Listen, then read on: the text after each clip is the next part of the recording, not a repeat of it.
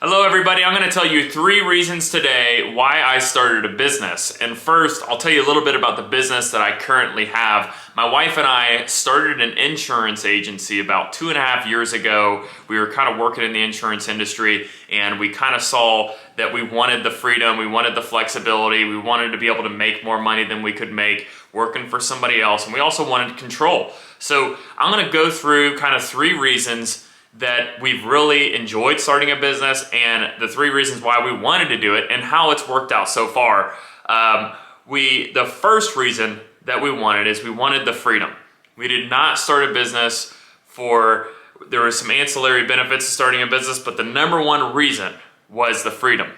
When you are a business owner, the freedom that you have, you're able to take vacation when you want to take vacation. You're able to leave work early. You're able to work whatever hours you want to work. You have the freedom and flexibility in your schedule to be able to do the things that you want to do that are important to you, right? When I have kids and there's a t-ball game, I don't have to ask for time off. I don't have to ask for that stuff. I have the freedom and flexibility to manage my day the way I want to. Now, that being said, if you're not a self-starter, if you're not a person who can hold yourself accountable, being a business owner is a hard thing to do because it's very easy for me to wake up and say, yeah, I'll take the day off. You can't do that. As a business owner, sometimes you have to work longer hours, more days than the traditional person. If somebody calls me today on my day off on a Saturday, I still have to pick up that phone call depending on what the scenario is. So there is freedom and flexibility, but there's also being a business owner, being a small business owner, the owner wears multiple hats. So a lot of times you have to show up consistently even though you may not want to. So the freedom to be able to run your business, run it the way you want to, that was huge for us. We wanted to be able to do that, and we like to travel, so we're able to work while we're traveling for an extended period of time. I probably couldn't be out of the office for a month or 2 months at a time if I had a normal job. We run our business from our house, so we're able to kind of flex our schedule around what we want to do. Number 2, money.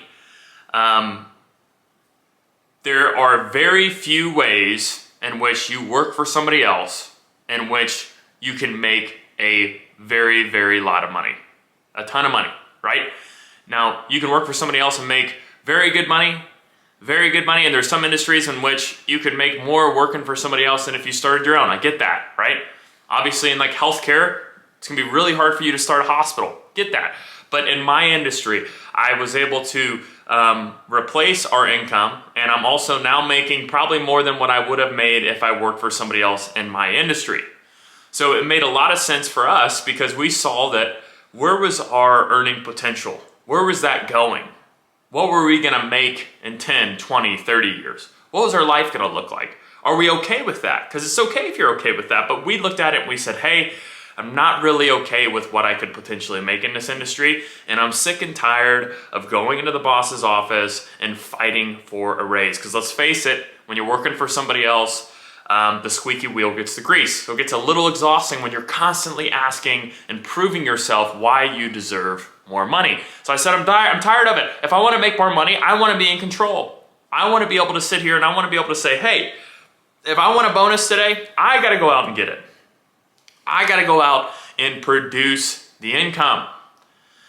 And also, as a business owner, what a lot of people don't understand is that even if you're making the same amount or a little bit less as a business owner, yes, like I mentioned before, you have the freedom, but what you also have is you have the exit. And what the exit is someday, if you build your business into a profitable business, you can then sell that business when you want to retire.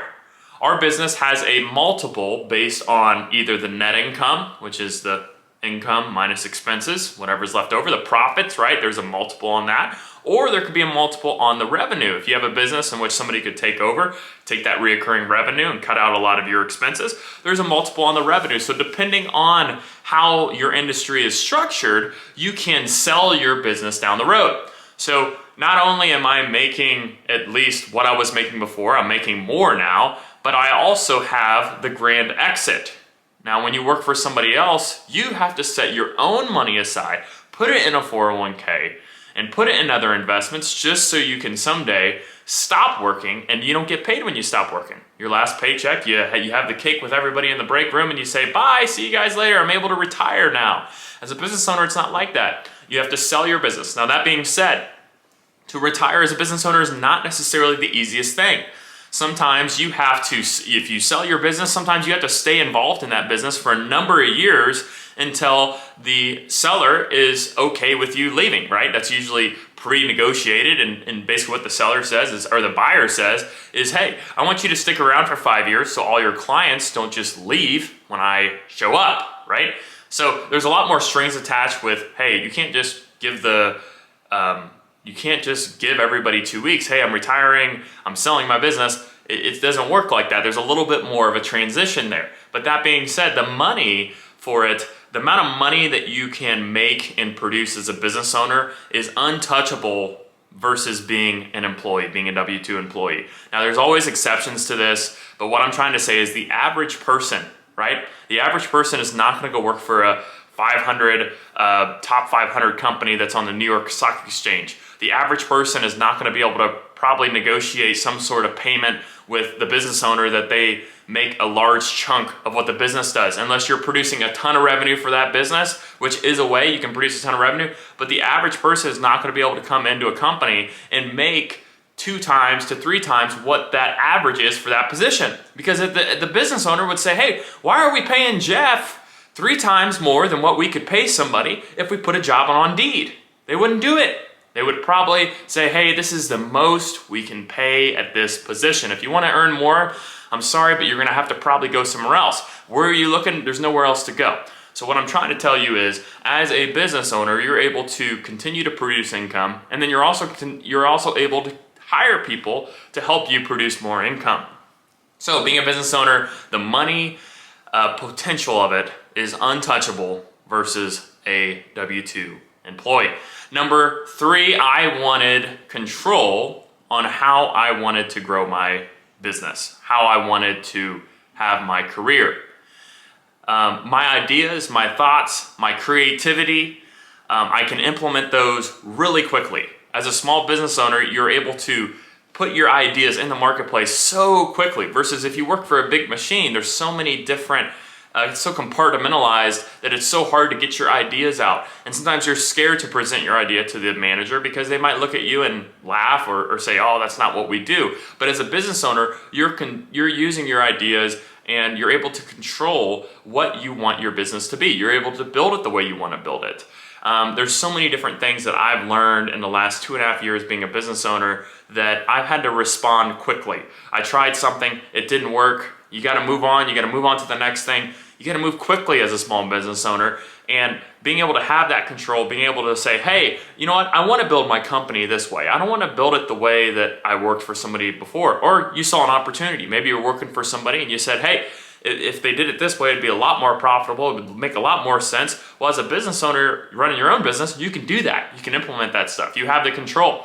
You're able to hire people that you believe will be a good fit for your company instead of going through an HR team and going through that whole long process.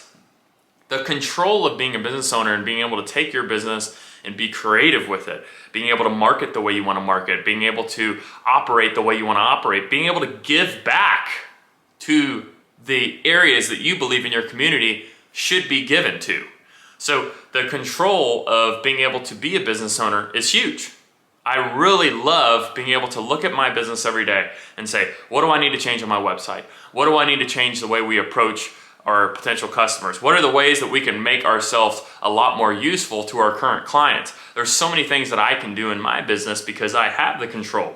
So if I were starting over today, and a lot of you may be watching this and you may be saying, hey, I don't have a business yet. I really want to. I just don't know where to start. I don't know what to start. And quite frankly, it's kind of bothering me.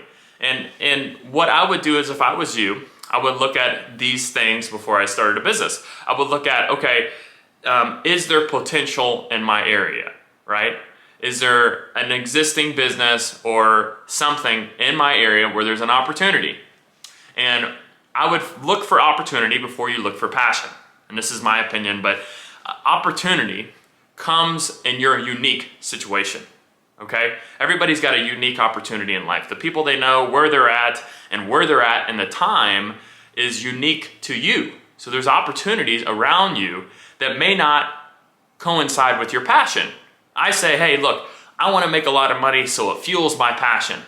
I enjoy traveling, I enjoy doing that. I don't need to do that for a living. I don't need to turn that into a business, because when I turn it into the business, let's be honest, it's work. I don't want it to be work. I want to travel, I want to have fun. I want a business to fuel that so I can go enjoy myself. So my passion's over here, my business is over here. So look for opportunity first. And when you're looking for opportunity, make sure that that business, and this is my opinion, I want something that I can operate probably very lean, probably from my house. I want to be able to operate this business. If I go fly out to California and rent an Airbnb for a month, I want to be able to operate my business from there. It's 2023. There's a lot of things that you can do online that does not require you to physically show up every day. Because as a small business owner, if I did not have my laptop on, then I would not be able to work. So if you have a business where if you don't show up as the business owner and you don't make money, it's going to be really hard for you to take a vacation, take some time off, be able to enjoy your life. Now that being said, maybe you might have to do that in the beginning. There's a lot of businesses that require a lot of you working in your business at the beginning, and then eventually you can work on your business. So even though a business may require you, like a lawn care company, you may be the only lawnmower. If you don't mow lawns that week, then you're not making money. But eventually what you could do is you could scale that lawn care company to where, hey, you have other people mowing the lawns for you that are your employees, so you can go take a week off. So the whole goal is that you have the freedom and flexibility to be able to take time off and take the time that you want to. You should never be a slave to your business, maybe at the beginning, but as that transition happens, you gotta have that in your head. So you wanna look at businesses that you say, hey, number one, I may have to work in it at the beginning, but is it scalable to where I don't have to be there every day, right? A restaurant, you shouldn't be at the restaurant every day. You should be able to hire people eventually to run that restaurant so you can show up and make sure it's being managed properly, but you don't have to be there 24/7. Okay, the second thing I would look at is there potential money-wise? Is there enough, if I scale this business out, can I make more than what I'm making now? Because this is what a lot of people confuse, is they say, well, I'm making $50,000 now. If I run this business, I can make 40 or 30, best case scenario. Why would you do that, right? Now, if in 2 or 3 years you could scale past 50, then that makes sense. But there are a lot of businesses that just don't make sense if you start adding it up. Hey, say, what can I be conservative? If I scale this business over the next 4 or 5 years, can I earn more money than what I'm making now? The answer should be yes. It's an easy one, right? Most businesses can earn more money than what you're making now. And then the last thing that I would look at is this something that is going to put stress on my family when I don't need it? Okay, everybody's in a unique scenario. Everybody has a marriage that's doing really well, or a marriage that may not be doing that well. So you got to really ask yourself, is the timing right? Because if your relationships, your kids, everything, it's already at a max stress, you really shouldn't add a business to that mix, because businesses require a lot of work and a lot of irritation. There's a lot of things where they just happen that you have to learn in that first year, and it adds a lot of stress to you, especially if you start from quitting your job and starting a business the next day. Now, I would say a lot of people say, hey, you know what? I wouldn't quit my job and start a business. I have two sides to that. If you can do a business on the side before you fully start for the first 6 months, that's great.